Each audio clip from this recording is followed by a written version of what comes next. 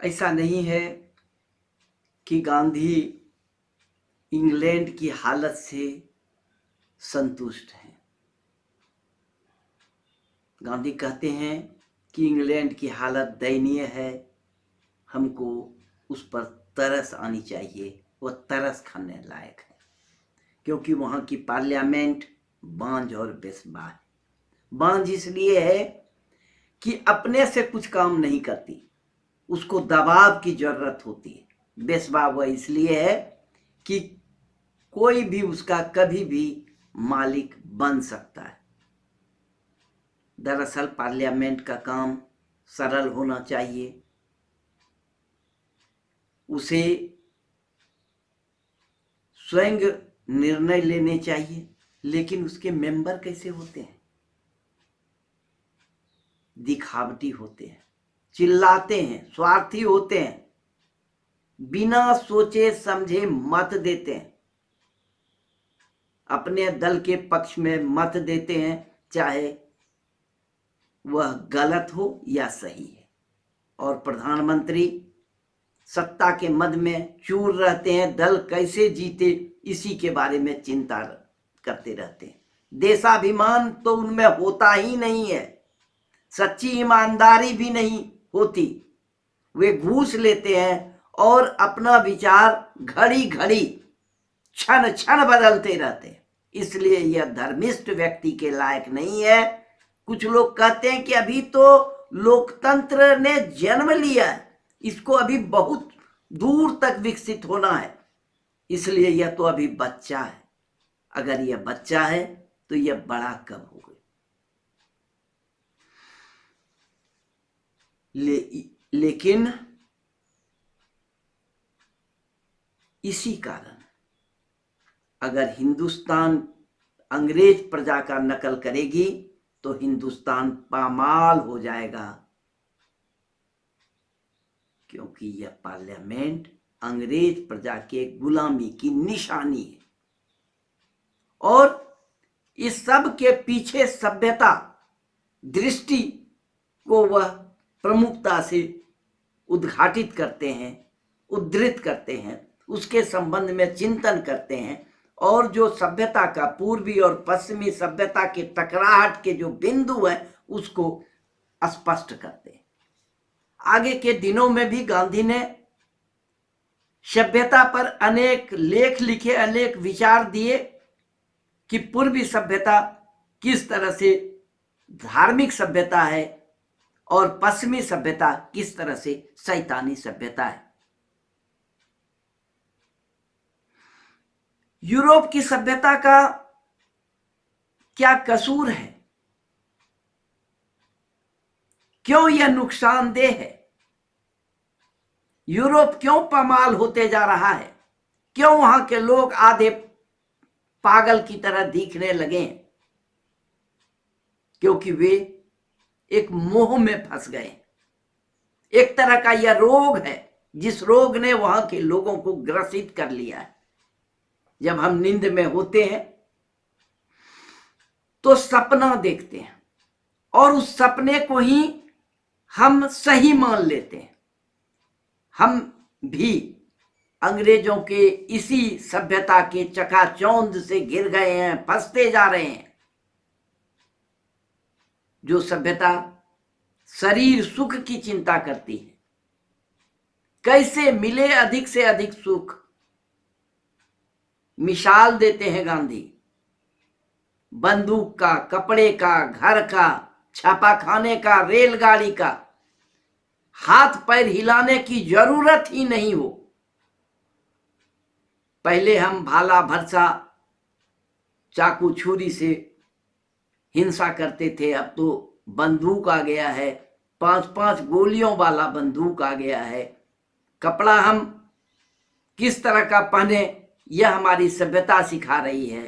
पहले झोपड़ियों में रहते थे, अब महलों के सौंदर्य पर हम मोहित हो रहे हैं। पहले हम कम लिखते थे, आज तो छापा खाना हो गया है। रेलगाड़ियां बढ़ गई हैं, आज हम दूरियां तय कर ले रहे हैं और इसी को हम सभ्यता मान रहे हैं। यह सभ्यता जानवरों से भी बदतर है, क्योंकि यह हमको गुलाम बनाती है। पहले मारपीट कर गुलाम बनाया जाता था, अब पैसे के लोभ और लालच में गुलाम बनाया जाता है। हम हर वक्त खाने की बात सोचते रहते हैं, भूख लगने पर खाने की बात नहीं सोचते। विनोबा जी ने बाद के दिनों में यह बताया कि क्या प्रकृति है, क्या विकृति और क्या संस्कृति। का भूख लगने पर खाना प्रकृति है, बिना भूख के खाना विकृति है। और अगर कोई भूखा है या आज कोई एकादशी का दिन है, उसके लिए उपवास करना, यह हमारी संस्कृति। कहते हैं कि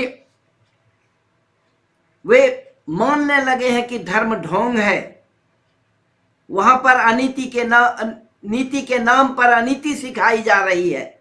ये ऐसा अधर्म चल रहा है पश्चिमी सभ्यता में। इसलिए गांधी निष्कर्ष पर पहुंचते हैं कि यह शैतानी सभ्यता है, और यह सभ्यता उन्होंने फैलाई है, फैलाना चाहते हैं, और इसके चपेट में वह खुद जलने वाले हैं, खुद अपने द्वारा जलाए गए आग में मरने वाले हैं। ये जल मरेंगे, क्योंकि यह खुद नाशवान है और नाश करने वाली है। सभ्यता की होली में जो लोग जल मरे, उसकी कोई हद नहीं मानते, क्योंकि कहते हैं कि सभ्यता तो चूहे की तरह फूक फूक कर काटती।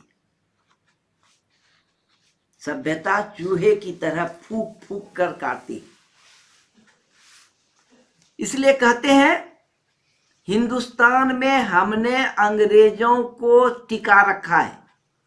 यह जो लोग कहते हैं कि अंग्रेजों ने हमको गुलाम बना लिया, यह सच नहीं है। सच तो यह है कि हिंदुस्तान को हमने अंग्रेजों को दिया है, उन्हें टिके रहने का अवसर प्रदान किया है। अगर हमको भांग पीने की आदत हो और कोई भांग बेचे, तो इसमें भांग बेचने वाले का क्या कसूर है? गांधी रोग की जड़ को खोजना चाहते हैं, क्योंकि अंग्रेजों ने न तो तलवार से राज लिया है, न तलवार के बल पर वे टिके हैं। दरअसल अंग्रेज व्यापारी प्रजा है। एक बार प्रेसिडेंट पुगर से यह पूछा गया कि चांद पर सोना है क्या, सोना है या नहीं, तो क्रूगर जवाब देते हैं, सोना हो तो अंग्रेज अपना राज में उसको भी जोड़ लें, क्योंकि पैसा उनका खुदा है। अंग्रेज दुनिया को अपना बाजार बनाना चाहते हैं। इसलिए गांधी इसी निष्कर्ष पर पहुंचते हैं कि हिंदुस्तान अंग्रेजों से नहीं, बल्कि आजकल की सभ्यता से कुचला जा रहा है। हम धर्म भ्रष्ट होते चले जा रहे हैं, ईश्वर विमुख होते चले जा रहे हैं। इसीलिए धर्मिष्ठ लोगों ने, धार्मिक लोगों ने हमारे लोभ की हद को बांध दिया था।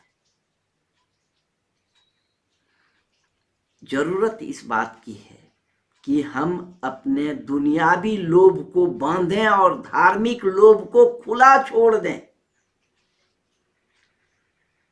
सभी धर्म कहता है कि धार्मिक बातों में हमें उत्साही होना चाहिए, लेकिन धर्म की भी गांधी हिंद स्वराज में परिभाषा करते हैं। वो कहते हैं कि धर्म माने हिंदू, मुस्लिम, सिख, क्रिश्चियनिटी नहीं है। सब धर्मों के अंदर जो धर्म है वह धर्म है। पाठक धर्म के पाखंड को उजागर करता है, तो गांधी कहते हैं जहां सूरज की रोशनी है वहां अंधेरा भी होगा। दुनियावी ठग से तो धार्मिक ठग अच्छे ही हैं, और सभ्यता में जो पाखंड है वह धर्म में वैसा पाखंड नहीं है। मैकेले ने भारत में शिक्षा पद्धति का प्रसार किया। उसने यह माना कि भारत के लोग, हिंदुस्तान के लोग नामर्द हैं, अधम हैं, अज्ञानी हैं। गांधी कहते हैं कि हिंदुस्तान नामर्द कभी नहीं रहा। डरपोक होते अगर हम, तो हिंदुस्तान के लोगों का हमारा नाश हो गया होता। किसान निर्भीक होकर अपने खेतों में सोता है। पहाड़ियों पर, जंगलों में रहने वाले लोग जंगली जानवरों के साथ रहते हैं। दरअसल भय, अभय तो यानी वल तो निर्भयता में है, और हिंदुस्तान के लोग निर्भय हैं। इस बात को प्रमाणित करने की कोशिश गांधी करते हैं।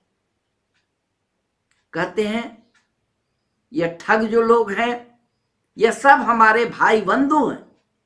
जब तक अपने भाई का डर हमको रहेगा, तब तक हम अपने मकसद को हासिल नहीं कर सकेंगे। यानी हमको अपने भाइयों का डर छोड़ना पड़ेगा। सभ्यता के रूप में, या सभ्यता का द्वार जो है वह रेल, वकील, डॉक्टर है। किस तरह रेल ने दुष्टता बढ़ाई है, अकाल बढ़ाया है, संक्रमण रोगों को फैलाया है। वकील किस तरह झगड़ा बढ़ाते हैं, और डॉक्टर किस तरह हमें अधिक से अधिक खाने और रोग होने पर उसको दबाने की कोशिश करते हैं। किस तरह यह व्यापार का षड्यंत्र बना है, किस तरह से अंग्रेज जो है वह दवाइयों के नाम पर व्यापार को समृद्ध करने की कोशिश कर रहे हैं। यह सब भारत के गुलामी का रास्ता दिया है इसने, यह बताने की कोशिश करते हैं, जिसको हम अलग अलग रेल, वकील और डॉक्टर तथा शिक्षा यंत्र, जो गुलामी, भारत के गुलामी का प्रमुख साधन है, उस पर अलग अलग चर्चा करेंगे। धन्यवाद।